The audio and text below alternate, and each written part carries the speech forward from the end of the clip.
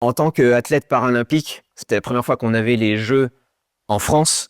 On en attendait énormément. Et nos attentes, elles ont été pulvérisées. Ça a été encore bien au-delà de tout ce qu'on pouvait rêver. Ça a été phénoménal. L'impatience, quand ça a attaqué au mois de juillet, j'imagine que vous deviez bouillonner. Ouais. Bon, vivement que ça arrive. C'est ça, c'est ça. Et en plus, faut bien dire, du coup, 6000 spectateurs pour de l'escrime fauteuil, on n'a jamais vu ça. Et j'avais vu passer, je crois, on a été le premier sport où tous les billets ont été vendus 4 mois à l'avance.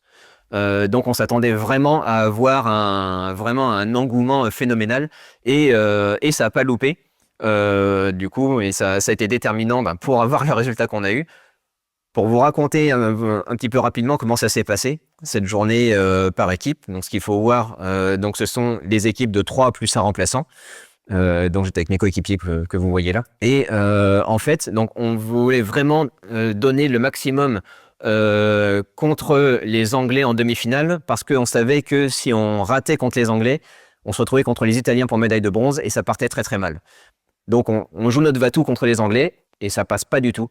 Ça passe pas du tout. Honnêtement, moi je suis pas bon, mes collègues sont pas super non plus.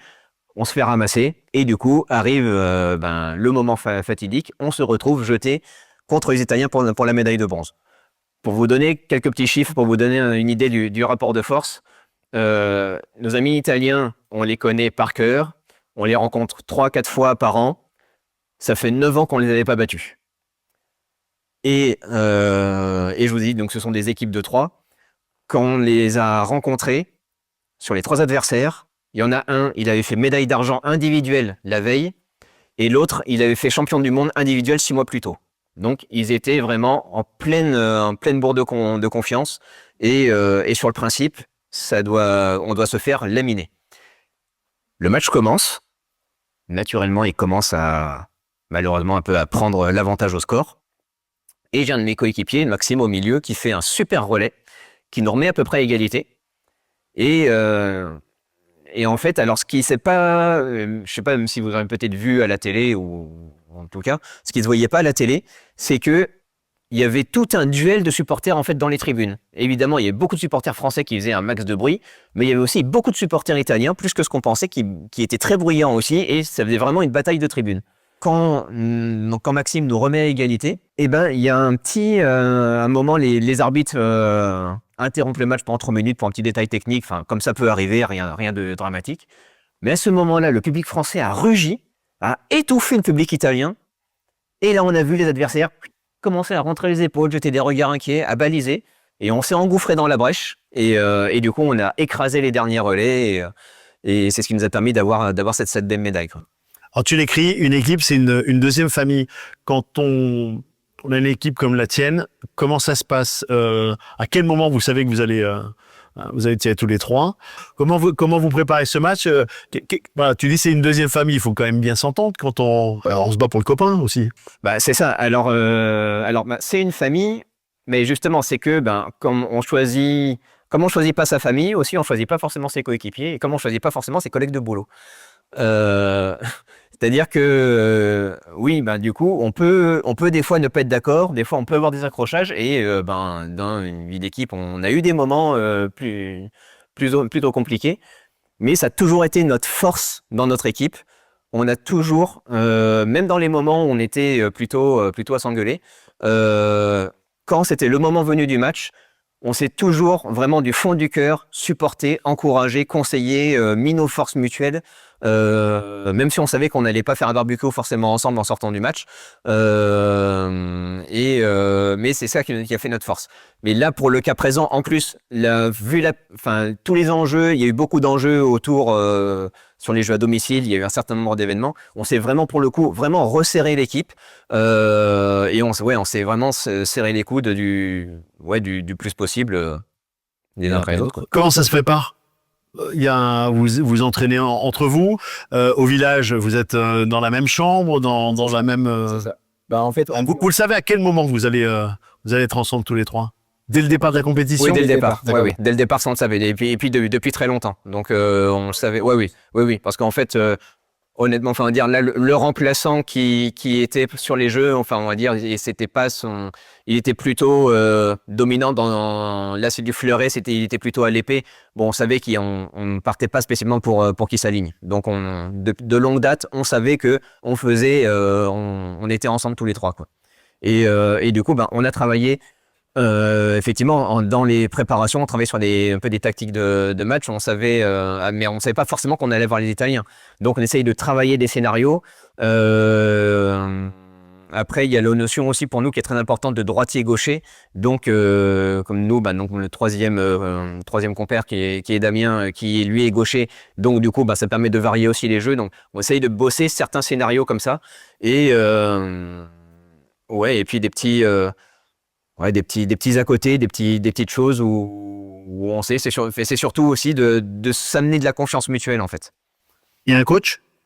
Bien sûr. Ouais, Oui, vous gérez pas tous les trois, hein. Non, oui, bien sûr, les coachs étaient là aussi, tout à fait. Oui. Et quel est le rôle du coach quand vous connaissez bien votre métier, vous savez ce qu'il y a à faire? Il est là pour remonter le moral, pour donner des petits conseils pendant le match? Ouais, c'est ça. En fait, surtout ce qui a pas été facile, ça a été justement quand on a loupé le match contre l'Angleterre, avec ce que je vous ai raconté sur l'état des forces en présence, qu'on savait qu'on allait affronter les Italiens. Fallait réussir quand même à redonner de l'élan pour se dire allez, on peut y arriver, on peut le faire. Et puis le rôle du coach aussi, ça va être vraiment aussi des fois un peu d'avoir l'œil sur des petites choses où il y a un moment, c'est pas forcément de faire du beau jeu, c'est de faire de l'efficace. Et des fois ça peut être des trucs, des gestes, ça va pas forcément être de plus technique, le plus explosif ou quoi. Mais l'important, c'est de trouver la faille qui va faire dégoupiller l'adversaire. Et des fois, le coach, avec son œil un petit peu à côté du match, il peut voir beaucoup plus de choses que ce qu'on voit de l'intérieur. Donc des fois, ça peut aider. Et je te mets aussi juste une petite anecdote aussi qui a été un peu une bascule du match. Donc Maxime nous remet à égalité, il y a un petit avantage qu'on commence à prendre. Et moi, je me retrouve à faire l'avant-dernier relais face à celui qui avait fait médaille d'argent la veille. Et donc, j'ai un petit avantage de score. Moi, mon job, c'est de réussir à garder cet avantage de score. Et ça va être un job très difficile, vu la force de l'adversaire. Et en fait, du coup, j'arrive à lui mettre les 2 premiers points.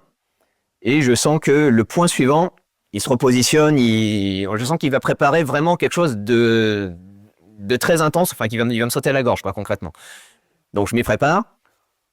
Ça ferraille, les fleurets s'entrechoquent et tout, etc. On se touche tous les deux, les lampes s'allument, on crie tous les deux, évidemment, c'est important de crier. Et du coup, l'Italien, il crie vers l'arbitre, il sait qu'il a raison. Moi, je crie vers l'arbitre, je sais que l'Italien a raison.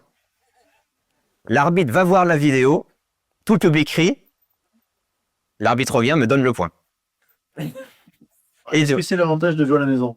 Je pense que ça a joué un petit peu. Ouais. Mais là, et pour le coup, l'adversaire, il s'est effondré. C'est vraiment le tournant du match parce que là, il sentait bien qu'il avait plus de prise, quoi. Et ça a permis, moi, de conclure mon relais et derrière, que Damien boucle le match proprement et terminé, quoi. Avant de parler de ton expérience de capitaine, quand on gagne une médaille en équipe, c'est plus intense qu'en individuel? Oui. Est-ce que ouais, est-ce que ça, vraiment, les émotions sont vraiment partagées, ça n'a rien à voir. Ça n'a rien à voir et ouais, pour avoir eu la chance de gagner quand même aussi des médailles individuelles, enfin, j'ai beaucoup moins de souvenirs de mes après-médailles individuelles que mes après-médailles par équipe.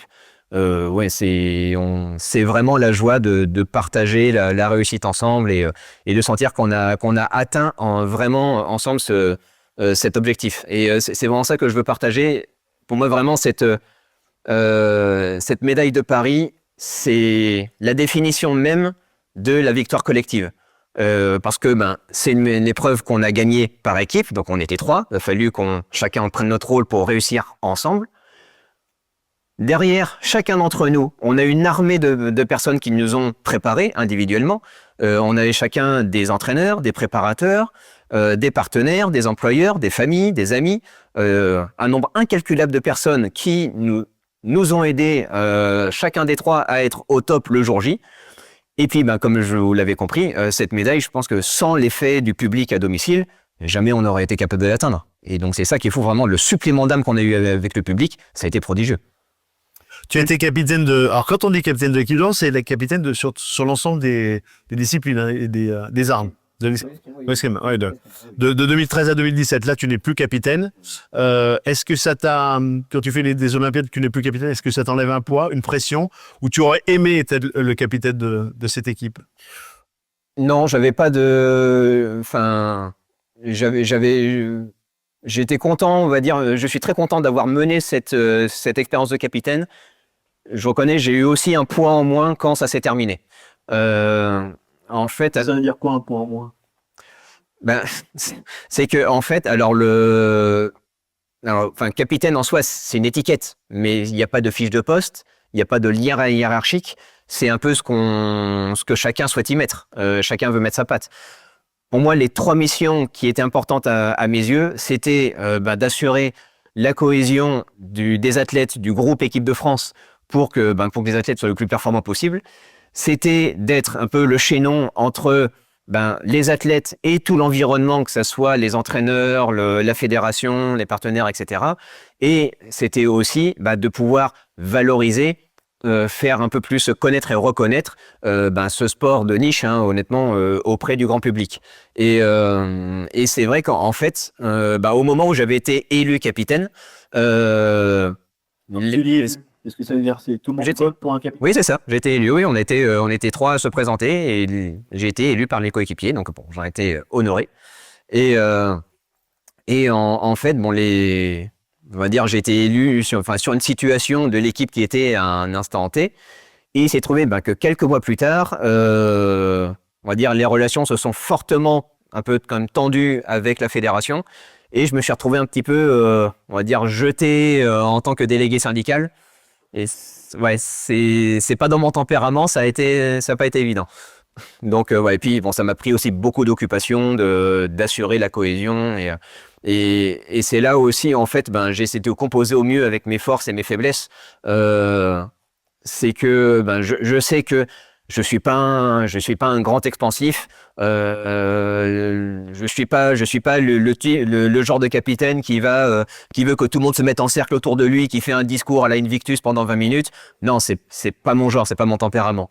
Mais par contre, je me suis beaucoup plus investi sur mes qualités d'écoute, d'empathie, de vraiment être à l'écoute de chacune de mes coéquipières pour m'assurer que ils étaient en bonne condition pour pouvoir performer, être au mieux pour leurs échéances, quoi. C'est ça. Des fois, ça peut pas être évident. Et du coup, comme j'ai été élu face à d'autres coéquipiers. Et notamment, j'avais un des coéquipiers, qui était aussi un assez ancien de l'équipe, alors que j'avais que 26 ans. J'étais beaucoup plus jeune. Et qu'il avait un petit peu mauvaise. Et qui m'a un petit peu, on va dire, savonné la planche sur pas mal de choses au début de ma prise de fonction, on va dire. Et en fait, les choses ont radicalement changé le jour où j'ai compris qu'en fait, il avait extrêmement peur que je lui prenne sa zone de génie. Alors moi, je suis pas un expansif, mais lui, pour le coup, c'est un extraverti plus, tout ce que vous voulez. Et il adore les relations avec le public, avec les partenaires et tout, etc. Il raffole de ça. Et en fait, le jour où j'ai compris qu'il avait peur de ça, je me suis posé avec lui, je lui ai dit, écoute, tu adores jouer avec le public, tu adores voir les partenaires et les médias. Vas-y, pour moi, t'es meilleur que moi là-dessus, je t'en prie, c'est ton expertise, je te la laisse de bon cœur, il n'y a pas de problème, moi ça m'arrange.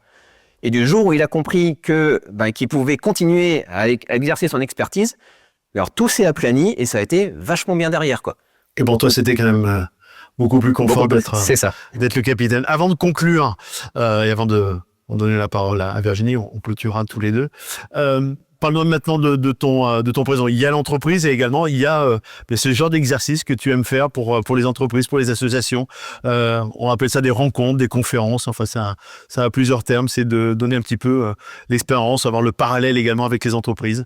Puisque ce que tu as vécu en tant que sportif de niveau, il y a beaucoup de passerelles avec le monde du travail. C'est ça. Et en plus, j'ai eu aussi la chance dans mon parcours. Comme vous l'avez compris, du coup, j'étais pas athlète professionnel, je gagnais pas ma vie, donc du coup, j'ai toujours travaillé par ailleurs en parallèle. Donc j'ai vraiment pu mesurer les doubles aspects de la vie d'entreprise et de la vie sportive. Et en fait, les leviers de réussite d'une équipe sportive et d'une équipe professionnelle, mais c'est les mêmes en fait, tout simplement. Les mêmes, ça va être les mêmes façons de pouvoir prévoir sur le long terme. Du moment où je me suis dit, allez, je me jette dans l'aventure, et le moment où j'étais dans le Grand Palais, il s'est écoulé 6 ans de projets bâtis pierre par pierre, jour après jour. Donc c'était vraiment dans le même objectif. Et encore une fois, vraiment, du moment qu'on arrive à amener de la cohésion d'équipe, même si encore une fois, on peut ne pas être d'accord tous les jours, mais du moment qu'on arrive à ramer dans le même sens, on peut aller chercher des objectifs qui sont absolument prodigieux. Merci beaucoup, Ludovic Blomoine. Bravo, merci.